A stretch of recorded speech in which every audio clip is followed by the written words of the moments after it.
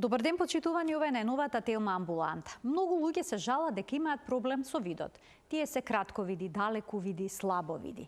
Дали сите овие проблеми со видот може да се решат со носење очила? Кому се препорачуваат очила само за читање?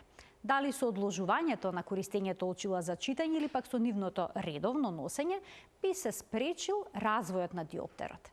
Имаме навистина многу дилеми кои што денеска ќе ги разрешиме со доктор Ѓулистана Марковска, офталмолог. Разговорот ќе го проследите веднаш по рекламниот блок.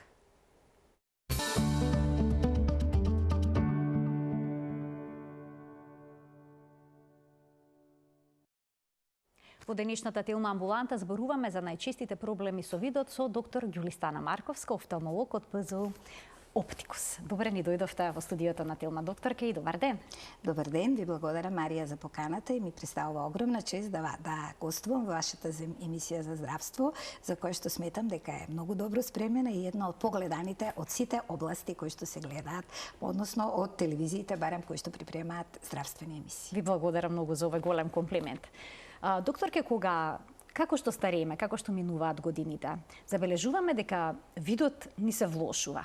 И тоа особено е впечатливо додека читаме весник, или јас читам сега од лист или пак од екранот на мобилниот телефон и почувам едноставно да го оддалечуваме листот од очите или пак екранот од мобилниот за да можеме да фокусираме и да не ни се мешаат буквите. Зашто точно станува збор?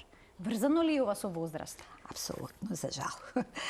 Токму по тоа можете да процените дали се работи за помлада или за личност која што е малку над 40 години, да кажам, условно речено или поточно, најточно, кај 45-та година.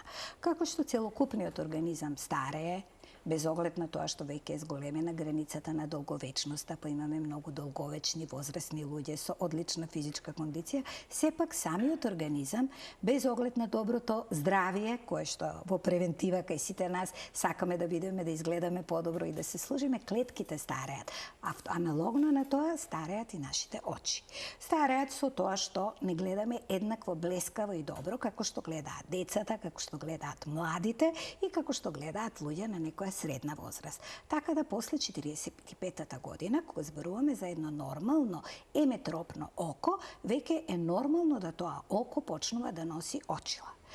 Голем број од пациентите кои што ја посетуваат конкретно мојата и сите офталмолошки ординации ќе ми кажат, знаете, мојата баба или дедо на 80 години живеел во планина, во село, можеше да удене игла.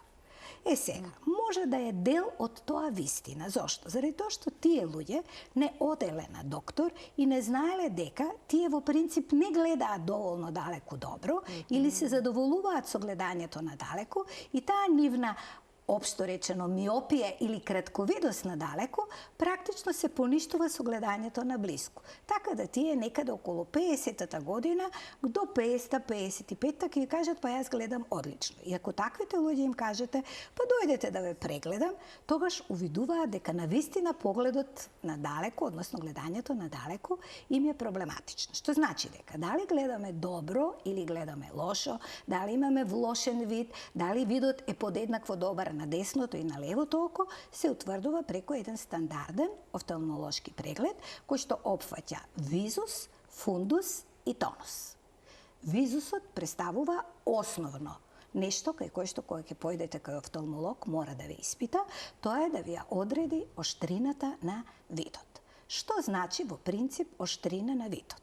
Оштрина на вид значи да вие кога ќе погледнете во вашиот фокус предметот што сакате да го видите, го гледате во неговата најдобра форма, со најостри црти или способноста на окото да распознава две различни точки на растојание помало од една сверна или лачна минута, како што би рекле хрватите. Што значи тоа минута? Тоа минута значи термин позаемен од астрономијата. Дури во 1705 година, да кажам малку историјат за тоа како се утврдувало начинот на тоа како се утврдувало дали некој гледа или не, утврдил дека ако имате 100 испитаника кои што под ведри услови погледат во небо, од тие 100 дали ќе се најде еден или ниеден кој што ќе може да разпознае две различни мазични звезди, кои што се на растојание помало од една лачна минута. И тој агол бил прифатен како анголум или како визум сепарабиле и оптимум сепарабиле, така да таа формулација и денеска е присутна за нешто кое што е најмалку видливо и ви ги раздвојува две точки. Оптиката како наука е прилично поврзана со астрономијата, посебно со физиката, заради тоа што имаме многу физички закони за премин на светлосни зраци од една, од друга средина, па начинот на кој што се прекршуваат, каде се врши прекршувањето и на тој начин преку поврзување на овие две науки во посебна наука, оптикометрија, оптометрија, која што е составен дел на офталмологија, ние практично имаме можност да утврдиме како еден пациент гледа, дали треба да му помогнеме или не. А и постои ли идеална очна острина, видна острина? Идеална? Идеална виднаоштрина, ако зборуваме за идеална, е во параметри мерени, стандардизирани, се вели дека е негде 1,3, 1,4. Тоа е во некои пилотски специјални обуки, постоја такви луѓе, меѓутоа тие се прилично ретки. Во нашите амбуланти видната оштрина се определува со така наречена Шнелова таблица. Вие седите на далечина од 6 метри и имате прожектор.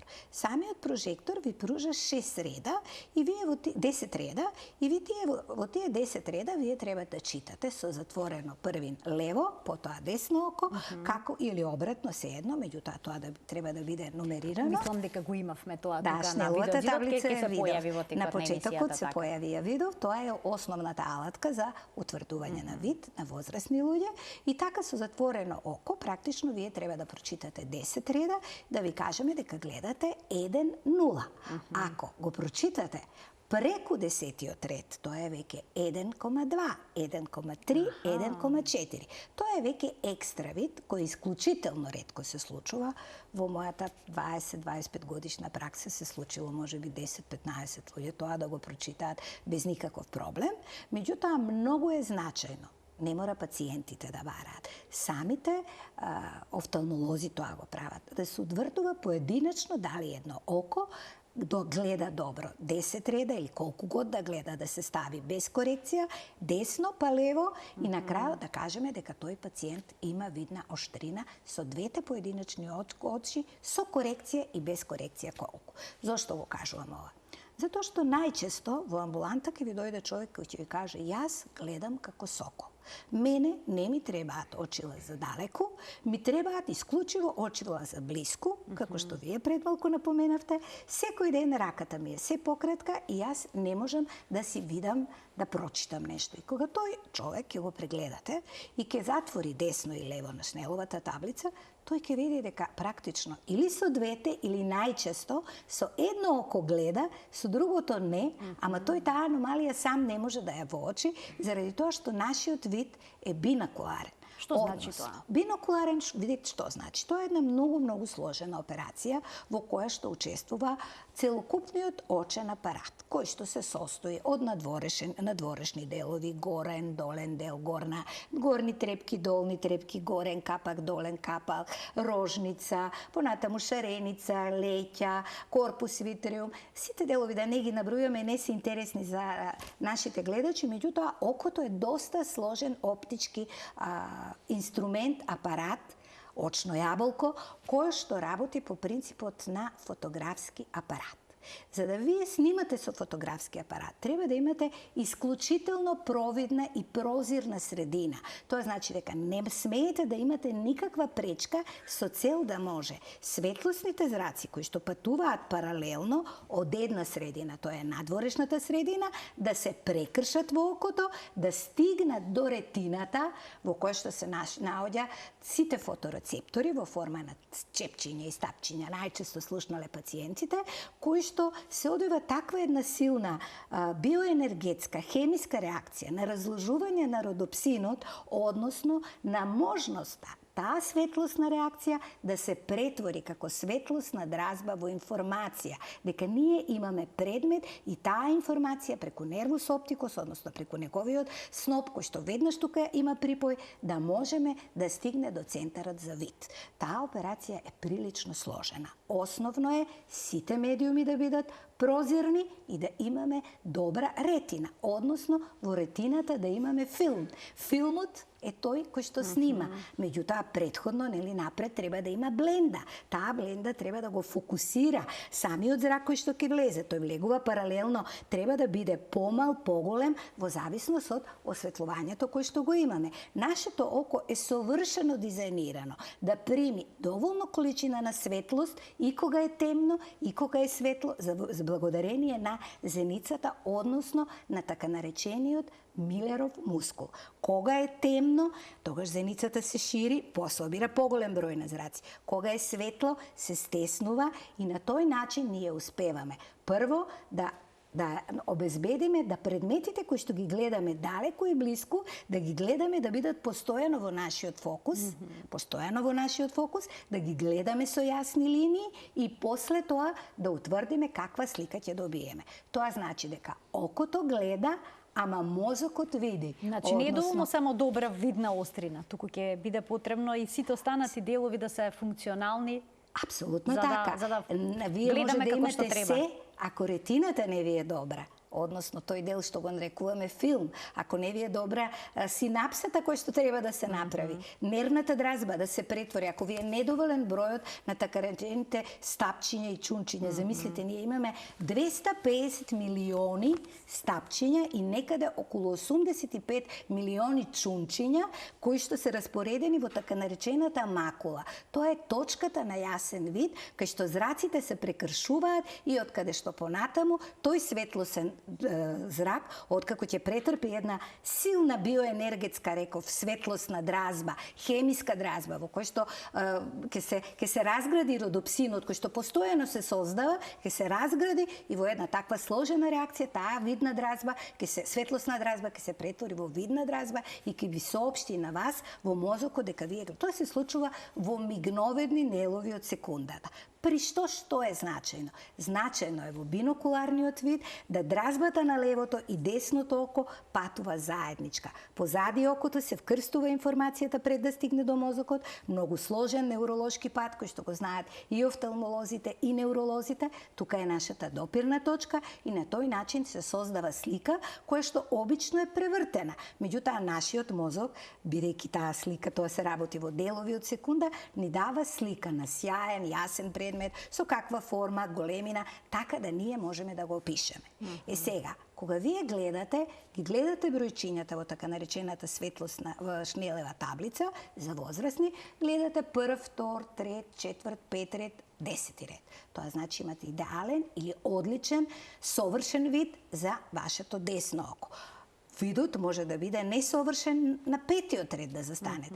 Кога гледате со двете очи, автоматски, бидејќи имате бинокуларен вид, ми велите, јас гледам одлично. Ама не сте свесни дека едно око не ви гледа. Односно, не сте отишле на офталмолошки преглед, за да може да ви каже дека тоа око не гледа. Од кои причини? Веќе ќе ви каже офталмологот. Може да бидат од различни причини. Може да имате непрозирана корнеа, може да имате како полош проблем, може да имате проблем позади во самата ретина, може да имате некоја ретинопатија, било малигна, било диабетска ретинопатија, тука веќе ни е заедничко преклапање на нашата патологија заедно со ендокринолозите, бидејќи диабетската ретинопатија, односно оштетување на ретината од страна на покачени гликемиски вредности, покачен шекер, најчесто се втора причина да слепило во светот. Прва причина е глауком, тоа е слепило кој што се добива како последица на покачен интраокуларен притисок, а втора и многу значајна причина е диабетот. Многу е жално што во Македонија и вкупно во светот, меѓутоа ние сме во неспоредливи во границите со светот, да луѓе кои што имаат диабетична ретинопатија за жал не вршат чести проверки на видот. Треба да се прават редовни контроли. Треба да се прават контролите редовно и тука е многу значајно кај офталмологот кога ќе дојдете да му кажете дека сте диабетичар. Тоа значи дека ќе добиете најчесто проширена зеница ако не сте хроничен пациент кој што офталмологот го познава и најчесто ние сме поврзани со нашите пациенти, бидејќи тие се долгогодишни, најчесто и цели семејства доаѓаат, барем кај мене и кај другите офталмолози, верувам дека е така, и да можете да утврдите во каква состојба и кондиција е неговата ретина. Бидејќи постојат можности да, доколку има одредени пролиферации, неправилности, сето тоа со јаг ласер да се превенира, бидејќи диабетот, рековме и знаеме сите, дека е тивок убиец и греота е во 21. век да пациентите ослепуваат, изгубат видот од диабет.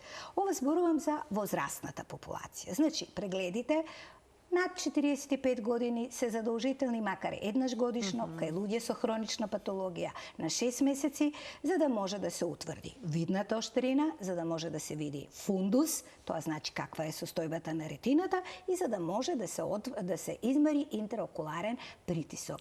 Интраокуларниот притисок е исто така тивок убиец на видот. Вие или најчесто најголем број од нашите пациенти не се свесни дека имаат покачен притисок во окото, заради тоа што буквално со ништо не се манифестира. Едноставно тогаш кога ќе има симптоми, ќе ви дојде пациентот е веќе доцна, заради тоа што тој веќе има одредена атрофија на самиот нерв. И ние се бориме како офталмолози да го сочуваме видот на тоа ниво. Меѓутоа, офталмологот е тој кој што ќе ви каже дали имате покачен притисок или не. Многу е битна генетиката.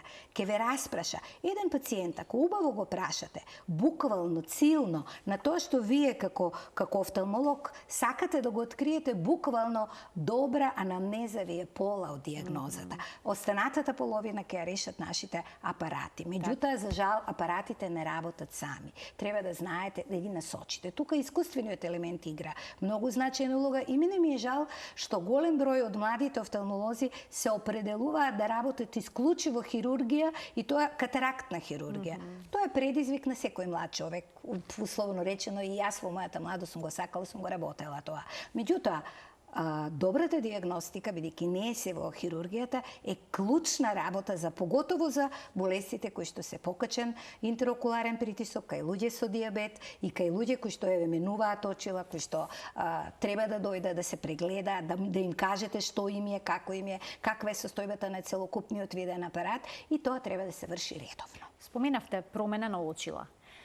Кому препорачувате да носи очила за читање? Дали сите оние што ќе се соочат со проблемот да не може да го прочитаат текстот на одредена далечина, треба да ги носат овие очила? Бидејќи тука постојат дилеми. Дали со ноцењето очила ќе им се зголеми диоптерот? Некој смета дека така се зголемува. Дали одложувањето на очилата можеби ќе го спречат развојот на диоптријата? Има многу предрасуди во врска со носењето на очила. Не од аспект на тоа дека некој треба да носи очила. Веќе децата носат од 6 години заради употребата на мобилни уреди. Самата употреба на мобилни уреди толку многу условно речено ни го аби видот, го миопизира окото, го прави астенопично окото, да тоа веќе станува неминовност носењето на очилата, особено и заради плавата светлина која што постојано зрачи од мобилните уреди.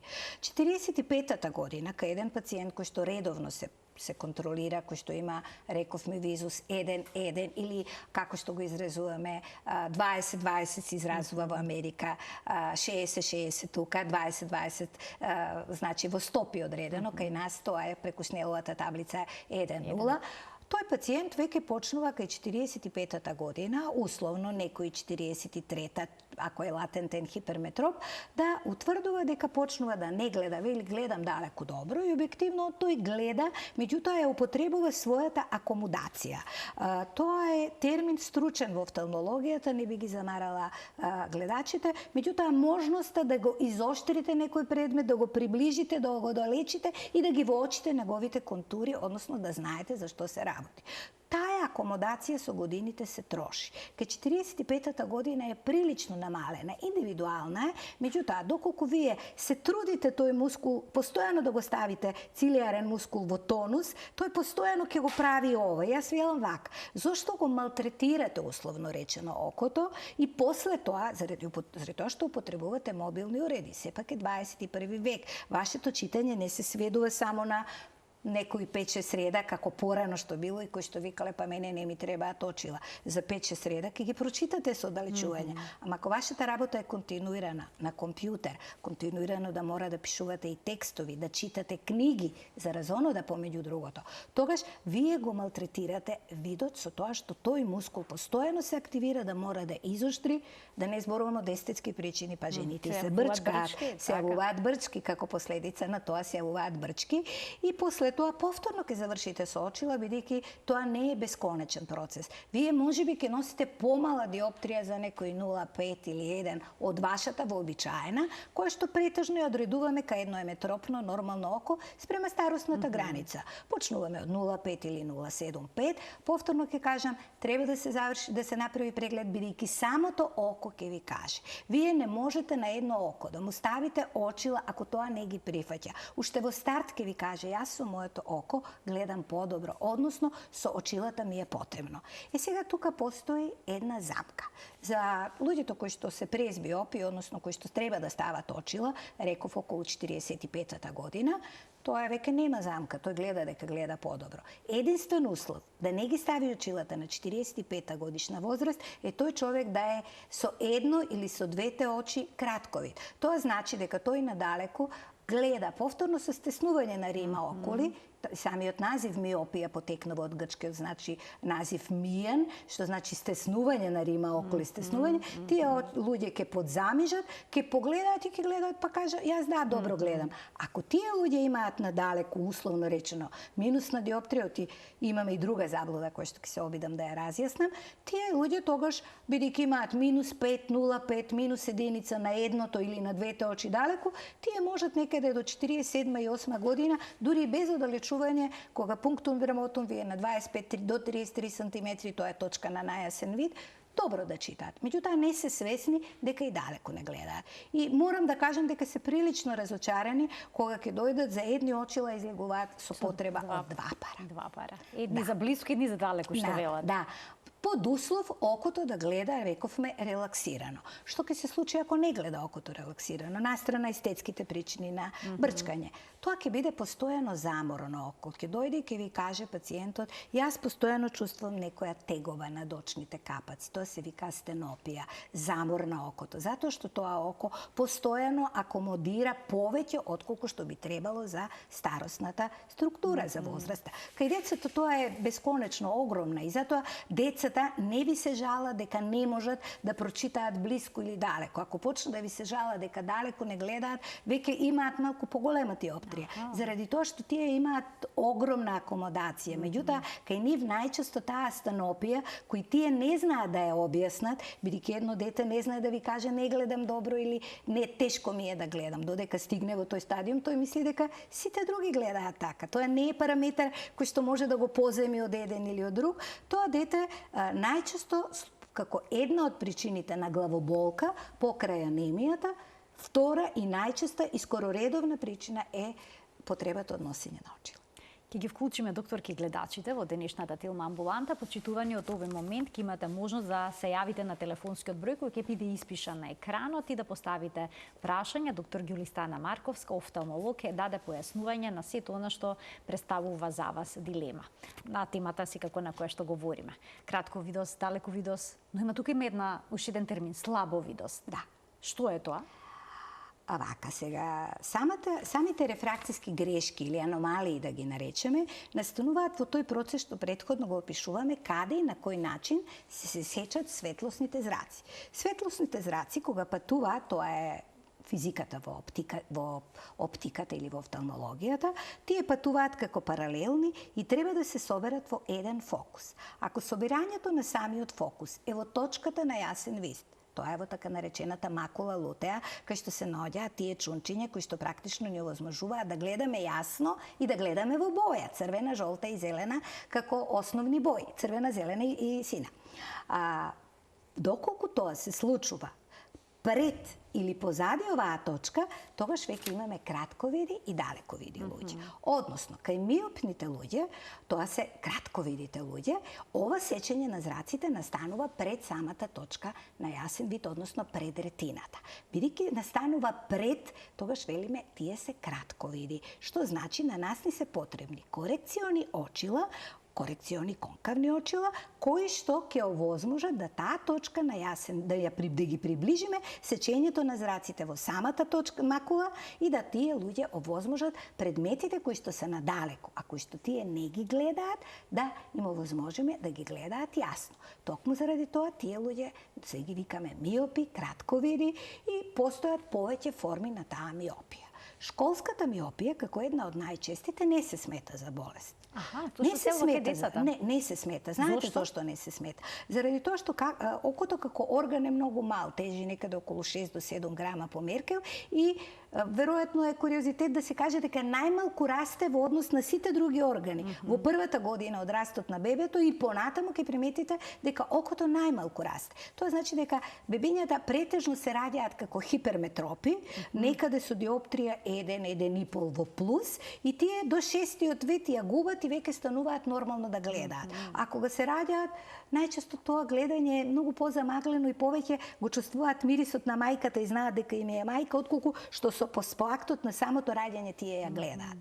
Меѓутоа, кратковидоста е една од генетски предиспонираните работи, тоа е втората органска малигна миопија, која што може да се движи до 20, дури до минус 20. Замислете, сум имала пациенти и такви мојата долгогодишна пракса, во кој што вие имате комплетно променет очно дно, односно променет фундус. Тие луѓе имаат страшно тешка имаат фуксова мрља, имаат проблем како да изоштрат, имаат проблем, им се јавуваат халоа, им се јавуваат расипни кругови. И тие луѓе не можат да изоштрат убаво, туку можат само да ги стискаат очите, дури и со корекциони стакла да не гледаат добро. Тоа е така наречената малигна миопија. Втората, функционална, да ја наречеме амблиопија, така и се миопија, е кај деца кај школска возраст. Како што растат, така таа расте. Меѓутоа не расне до несогледниви. Имаме до минус 3, од 3 до 6 средна и од 6 повисока, значи висока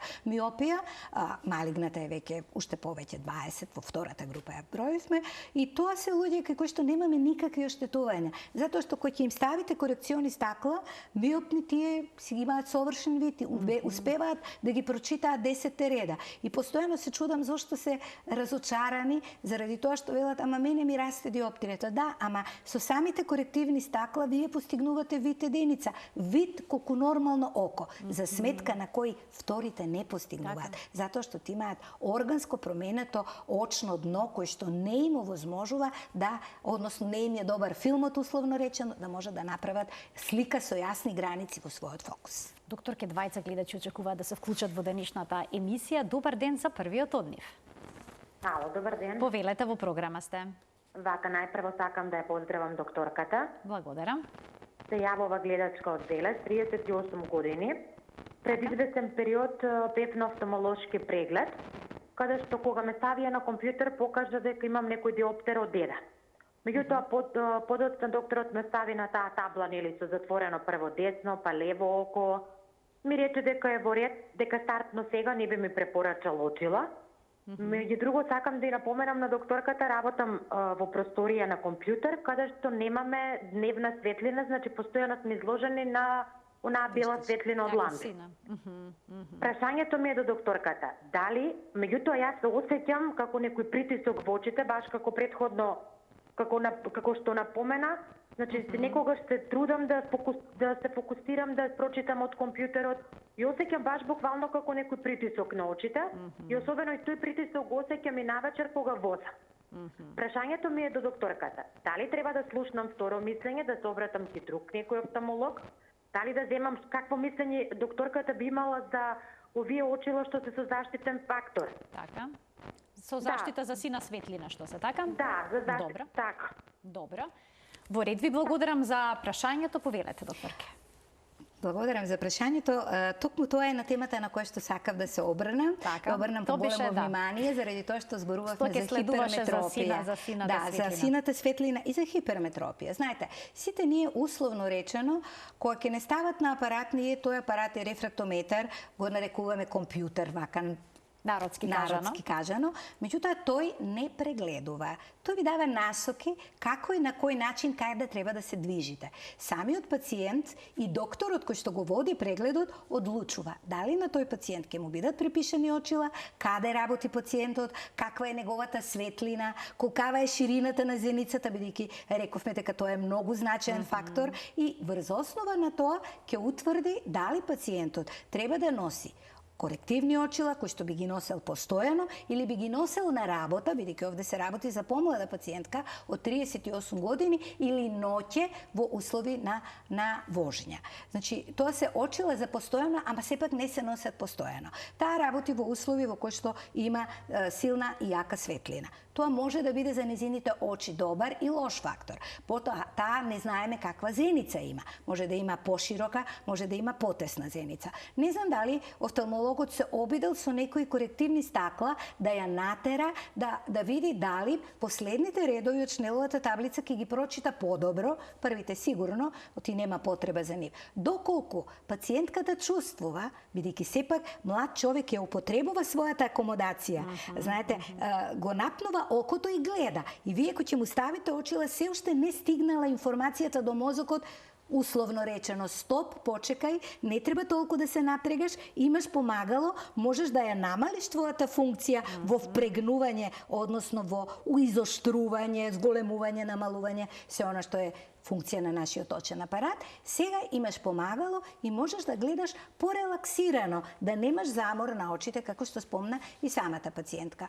Значи, ако не друго, може да појде и на второ мислење, може да се види, би требало можеби и да се прошири зеницата, бидејќи некогаш тој мускул е толку јак што не ни дава реална слика. Кај децата тоа е вообичаено. Не сме кај децата да се направи преглед, односно давање на очила диоптриски без да се направи циклоплегија. Тој мускул да се стави во функција да не работи, условно речено. Да се направи максимална мидриаза, максимално да се прошири зеницата и тогаш кога тој мускул не работи, ние ја имаме нашата тотална вредност колку можеме да го коригираме пациентот. Значи родителите да не реагираат со страф, обично кога ќе слушнат проширување на зеници кај дете велат зарем мора, може ли да се пројде без тоа? Очигледно дека не треба да се реагира, дадат тоа е во очила. интерес на нивното Така. дете и кај помлади луѓе кои што имаат појака акомодација, бидејќи сепак е тоа немерлив процес во склоп на општата здравствена состојба, меѓутоа и во склоп на здравјето на самото око. При проширена зеница ќе се утврди дали пациентката има потреба од носење на очила или не и евентуално доколку има потреба, можеби првичното носење некој ден, 2-3, некоја мала диоптрија на език и пречи додека таа информација до мозокот, условно речено, се стабилизира. После тоа ќе ги навикне, ќе гледа релаксирано. Меѓутоа, бидејќи спомена дека и ноќе не гледа, можеби навистина треба да се направи комплетен преглед со тоа што напорот, доколку не е станопичен, од заморот постојано да изоштрува, треба да се измери очен притисок и да се направи она што реков. Визус, фундус, тонус, како основни параметри на еден стандардизиран и добар офталмолошки преглед, кој што за жал нашите здравствени власти сметаат дека треба да биде 12 минути, по мене никако под 20 до 25 минути, во зависност од тоа во каква здравствена состојба е пациентот, дали е постар, дали е помлад, дали има полесна клиничка слика или е малку покомплициран. Уште еден гледач ке вклучиме. Добар ден. Добар ден за следниот гледач. Добар ден, поздрав за докторката. Благодарам. Добар ден, поздрав и до вас. Кој е вашето прашање? Бака, јас имам едно прашање, ми се случи пред 15 дена, го изгуби видот на десното око. Пијам некој лекарства за карцином. Каде е карциномот и дали било на? Денте имав некое заматување, Ке подпрашате. ама вечерта кога си легнав, за 1 сат го изгуби видот и поидов јас јавам од Битола. Во очно ми рекоа дека со очите немам проблем. Ме пратија на невролог. Направив магнетна резонанса. Го читаа некои си доктори, најдоа дека некој тромп. И ми дадоа да пијам дексазон од 0,5 милиграма на 5 дена по 3 апчина, 5 дена по 2, 5 дена по 1. Така по некоја шема ви дадоа да ги пиете, По да шема, пиете терапијата. Предпоставам прашањето ви е дали ми може да ви се рекоа врати дека видот. не е можно ништо хируршки зафат за да се врати видо. Така сега Дали видот го изгубивте нагло или тогаш почувствувате дека не гледате? Затоа што пациентите викаат дека го изгуби видот колку? Одеднаш нагло или го изгубивте постепено, па тој ден приметивте дека ништо не гледате? дали се постепено случи? го губевте видот или одеднаш? Не, јас Значи, носам сум кратковид, носам наочари. Така, но кога забележавте дека го изгубивте видот, дали тоа се случи преку Дента без ноќ? на контрола и попат почна да ми се мати. Аха, добро. И вечерта го изгубив До вечерта видот. го изгубивте. Добро, ви благодарам за вклучувањето во програма. Што би можеле да дадете тука? Па добро, тука може би треба да се направи заеднички и невролошки и Невролошки, офталмолошки така. преглед, во кој што офталмолошкиот преглед без друго ќе треба да вклучи или ехографија или околокохерентна томографија на задниот сегмент на окото. Со офталмоскоп може и не мора да се утврди дали окото имало можеби некоја оклузија на вена централис ретина, некоја хеморагија, некој хемофталмус во самото око, меѓутоа тоа треба да го каже самиот офталмолог. Не верувам дека офталмологот рекол немате проблем со очите. Ако нема проблем со очите, тогаш тоа е некој неурит, односно воспаление на нервот во кој што ниту пациентот гледа добро, ниту пак докторот може не гледа некаква патолошка промена.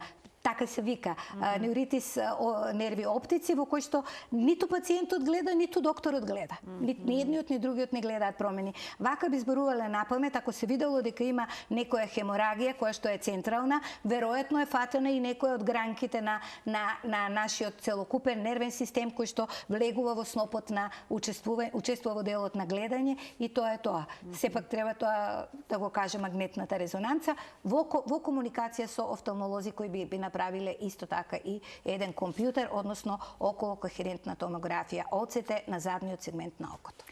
Доктор, ке ги споменавте пред малку децата, како треба да се направи прегледот за да им се даде одредена диоптрија. Сметате ли дека е неопходен оној преглед кај децата, офталмолошки, пред да тргнат на училиште? Да. И за среќа, веројатно поучени од искуствата на другите народи, пред се во Европската унија и пошироко, и употребата на мобилните уреди, која што е масовна во светот и во која што прогнозите велат дека некаде па едно за 20 на години сите луѓе ќе бидат миопи. Замислете, сите луѓе на планетата Земја. Страшно. Тоа е страшно, меѓутоа тоа е така. Тоа е така. Тоа е реалноста. Порано, тоа е реалноста. Постојано Порано сте со екран во рак. преодредени Во за рак. носење на очила беше жолтата раса комплетно јапонците. Ние практично и да немаме можност да видиме јапонец без очила. Дел беше присутен во докторските куларски кругови, па луѓето одат на доктор заради тоа носат очила, меѓутоа дел е и заради одредено испитување кое што го имаат направено, во кое што тие во поголема мера се кратковиди, можеби точно заради тој диаметар окото на големината на окото е поголема и диаметерот е поголем од 23 мм напред-назад, така да нивното око е миопно око. Кај децата е добро, да се вратам на прашањето, е што во нашата веќе законска регулатива е задолжително да се направи офталмолошки преглед и преглед на забар пред одење на училиште во прво оделение. Не можам да ви кажам колку е тоа добро. Заради тоа што 80% ќе претерам, меѓутоа не сум правила статистика, а можам да ја направам. Само во мојата амбуланта преку 70% од децата кои што беа прегледани се деца кои што не се еметропи. Тоа се деца кои што треба да носат некаков тип на очила, најчесто миопи. Заради тоа што за да утврдам дали се еметропи или хиперметропи, бидејќи заблудата е кај народот општа. Ако вие не гледате далеко, а ти си кратковид, практично и хиперметропите не гледаат далеку. Меѓутоа, тие се задоволуваат со некој нејасен вид надалеку, а повеќе ја чувствуваат потребата за гледање од блиску. И кој ќе ви кажат, јас не гледам далеку, моите очила се минус, не е точно. Тој може да е и хиперметроп, односно да е и далеку вид, меѓутоа не знае дека е далеку вид, мисли дека му требаат минусни очила. Се вратиме кај децата. Децата треба да бидат прегледани, се прават несносни гужви во периодот пред уписите во месец Поради мај. тоа и родителите реагираат. Родителите реагираат. Меѓутоа, сето тоа е прашање на една добра организација. Веќе од јануари почнува и се знае кои дечиња ќе бидат првачиња. Доколку тој процес се упати апел до сите родители, нормално да ги прегледаат своите дечиња пред да ги упишат во прво оделение. Од јануари до мај, до јуни, има 6 месеци. Тие не само што ќе бидат прегледани, туку ќе имаат и можност, ако има потреба да добијат очила, да ги навикнат очилата и кога ќе тргнат на училиште, да тоа дете гледа добро се она што му се кажува на настава, да гледа оддалеку. Оти морам да ви кажам, јас имав дете кој што буквално беше третирано во Завод за ментално здравје, не знам што, хиперактивно. Детето уствари не гледало. Детето имаше диоптрија седмица. Кога го донесоа, детето одеднаш од хиперактивно стана дете кој што нормално прати настава се. Тоа дете не знае дека не гледа. Така, не знае како да го каже тоа, не знае како да го објасни. Токму од тие причини мислам дека офталмолошките прегледи кои што се јавуваат кај децата, кај кои што некој ќе каже не знаат да читаат, тоа е точно. И не треба да знаат заради тоа што зошто би знаеле да читаат, ќе одат на училиште, ќе имаат настава цел живот, тие деца треба да си играат до времето додека тргнат на училиште, треба да бидат што почесто надвор, треба да бидат по природа, треба да разговараат со семејството, со родителите. Имаме посебен начин за преглед на децата. Таа шнелова таблица веќе е направена со посебни фигури или пак имаме со кукички во кое што кукичките ни се како чешелче и чешелчето дали е свртено горе, долу, лево, десно. Понатаму има начин со крукчињата дали е на каде е отворено крукчето. Детето точно ви кажува и задолжително повторувам. Детето мора да гледа не со двете очи, затворено едно око, па второто око, за да се види точната корекција колку е без. Оти ако една око гледа, ако ви гледа детето со две очи, вие не сте направили офталмолошки преглед. Само со две очи има бинокуларен вид, ама не знаете дали подеднакво гледаат и левото и десното око. Понатаму, кога треба да му се одредуваат очила, детето задолжително треба да има проширена зеница, односно циклоплегија. Вие ќе го ставите на компјутер. Многу често, да не кажам секогаш, се случуваат грешки, бидејќи детето брзо акомодира, го преварува и компјутерот. Тој ја гледа сликичката во компјутерот и на вас ви дава вредност дека тоа треба да биде хиперметроп, во суштина е миоп. И обратно. Широката зеница, која што трае 20 минути, најчесто се тоа брзи мидријатици, кај деца кој што е потешко, ако треба ќе се направи атропинско ширење, ќе се направи скијаскопско, имаме сите такви уреди во нашите офталмолошки амбуланти, ќе се носи диоптријата и најчесто миопната корекција се почнува со најслабата диоптрија со која што пациентот или детето гледа добро. Тоа можеби нема да ви прочита се. Меѓутоа, најслабата диоптрија со која што детето гледа задоволително. Подобро е детето да ви доаѓа почесто на контроли, за да видите дали тоа ја употребува и акомодацијата, и ова нема главоболки, гледа добро, отколку посебно ако е миоп, да му ја дадете веднаш целата корекција. Ке ги фрли очилата. Миопната корекција се совладува потешко и кај возрастните и кај децата. Тоа се очилата со минус. Ако пак имате еден хиперметроп како господјата, нејзе ако ја ставите диоптрија од единица веднаш, таа исто така ќе ги фрли очилата. Заради тоа што таа е условно речено резерва што ја има и условите за работа и велат дека таа треба по проценка на докторот и искуствено, можеби треба да биде нешто пониско 0,5, 0,25, при што ако работи на компјутер, задолжително треба да биде со заштита од плава светлина, ќе објаснам зошто, за да може сепак во таа возраст, ки требаат очите за следните 40-50 години, да може да ги употребува. Оти човек без вид, верувајте, е буквално растение. Имате луѓе кои што се многу витални, кои што се многу здрави, кои што се движат, меѓутоа кои што имаат потреба од туѓа помош само заради тоа што се тешки офталмолошки случаи кои што или се да речеме со диоптрија која што не е коригирана, меѓутоа условно ќе го коригирате, кои што најчесто имаат катаракта, кој што е полесен пример, или заматување на очното сочиво, односно на ленсот, и кој што во овој момент е амбулантска малтене операција, кој што се прави за 20 минути, или пак имате очен притисок кој што колку толку треба да се негува. Постојано се среќавам со едно прашање кој што верувате како на човек и како на повозрастна генерација тешко ми паѓа. Ама замарем на 75 на 80 години да го оперираме. Да го оперирате. Тој има катаракта на двете очи, да речеме. Вие ќе го оперирате едното око. Тој човек буквално ќе се промени во секаква смисла на зборот. Ќе го осознае светот. Прво нема да биде зависен од никој. Второ нема да му помагате и трето, тие што ги носат ќе им биде олеснет животот. Велат тешки се редовите по болниците и тука ги разбирам. Мални е стандардот, најчесто се оперираат во приватните болници, а имаат плаќано 40 години и повеќе здравствено осигурување. Меѓутоа, очите се основен орган, кој што ако ги немате, џабе ви е целокупното останато за квалитетот на живењето. Докторке, многу ви благодарам за вашето денешно гостување, за сината, светлина и очилата, ќе оставиме во некоја друга пригода. Ви благодарам уште еднаш. Навистина прекрасно појаснување на ова па и не е така едноставна тема. Некој ќе рече далеку вид, близко, кратко вид. Да, не зборувавме за стигматизмите, за цилиндрите, за амблиопијата, за сината светлина, за очилата со заштита, кои што ги зголемуваат дегенеративните болести кои некогаш порано биле на 70 години, сега веќе ги среќаваме кај 50 годишници. Темата е неисцрпна. Темата е неисцрпна, многу широка, но секогаш ќе има простор за уште едно ваше гостување во телевизија Телма во Телма амбуланта. Ја ви благодарам на поканата, ми беше особено чест и задоволство. Почитувани, ова беше се во денешната емисија. Ви благодарам за вниманието со кое што не следевте. Пријатно!